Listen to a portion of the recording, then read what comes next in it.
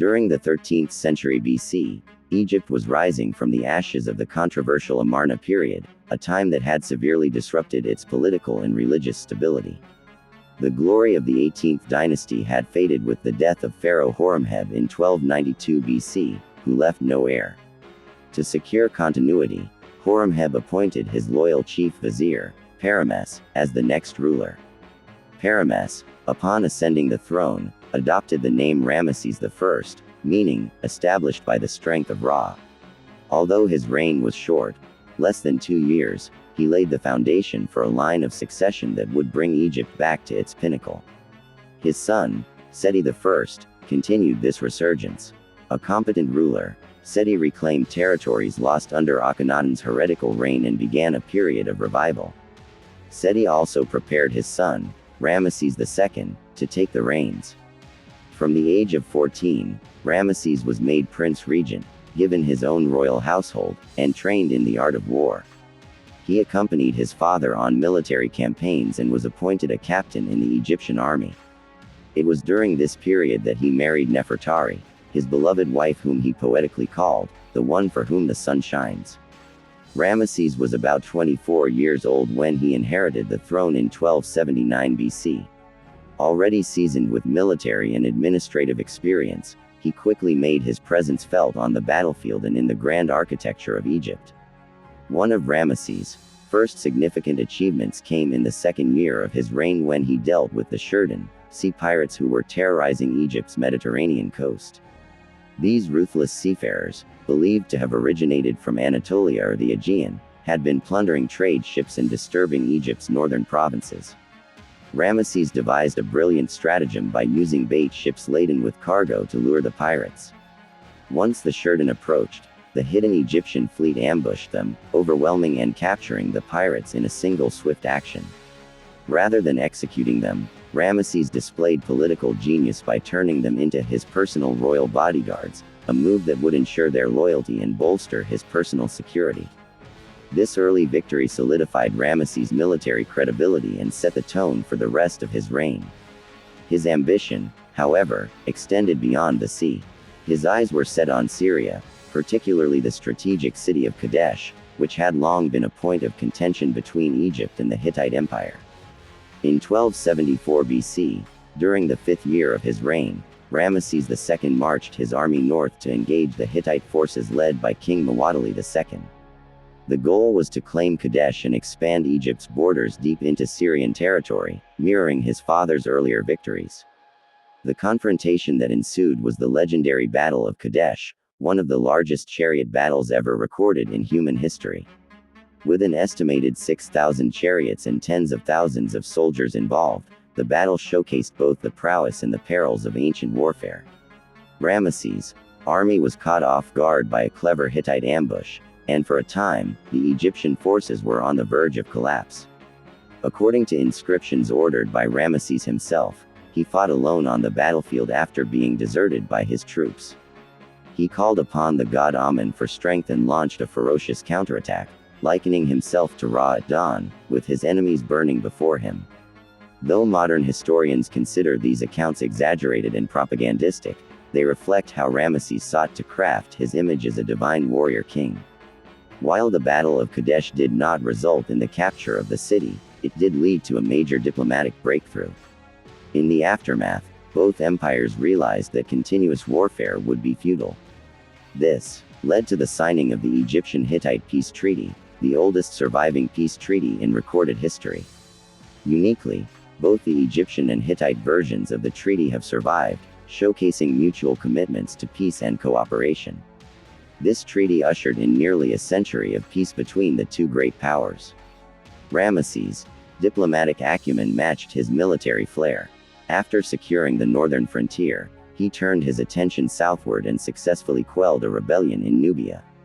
The pharaoh celebrated the victory with monumental inscriptions showing him charging alone into battle on his war chariot, again reinforcing the narrative of divine strength and personal valor. Beyond war and diplomacy, Ramesses knew the true legacy of a pharaoh lay in stone. Ramesses II embarked on a building campaign that remains unparalleled in scale and ambition. He constructed more monuments and temples than any other pharaoh in Egyptian history.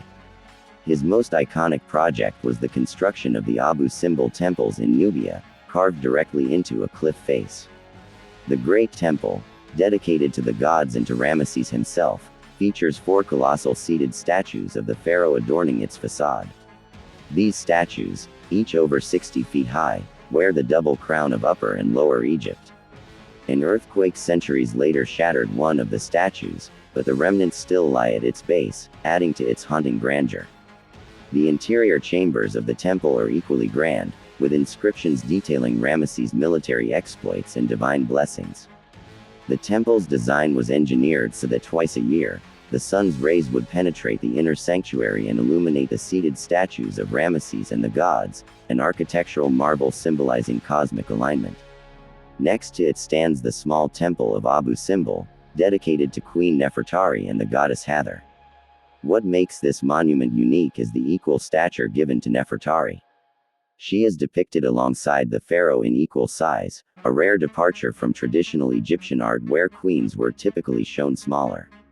This act reveals not just Ramesses' deep love for Nefertari, but also her esteemed status in the royal court.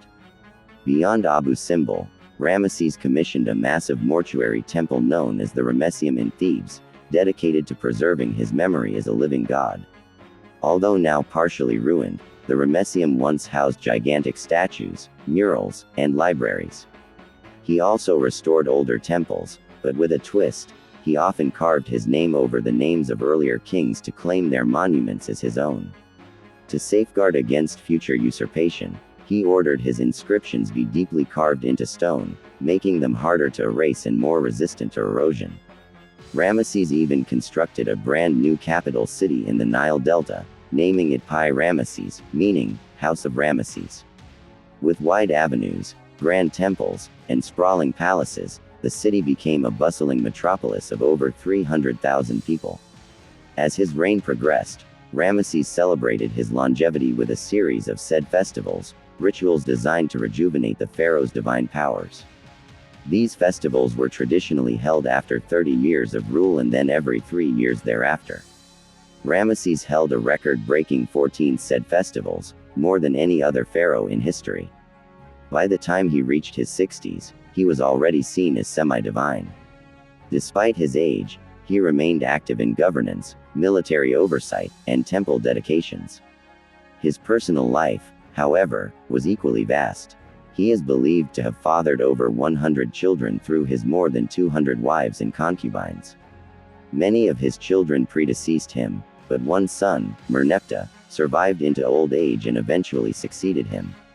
In honor of Nefertari, who died relatively young, Ramesses built a beautifully adorned tomb for her in the Valley of the Queens. The vibrant wall paintings and detailed hieroglyphs within her tomb are considered masterpieces of ancient Egyptian art.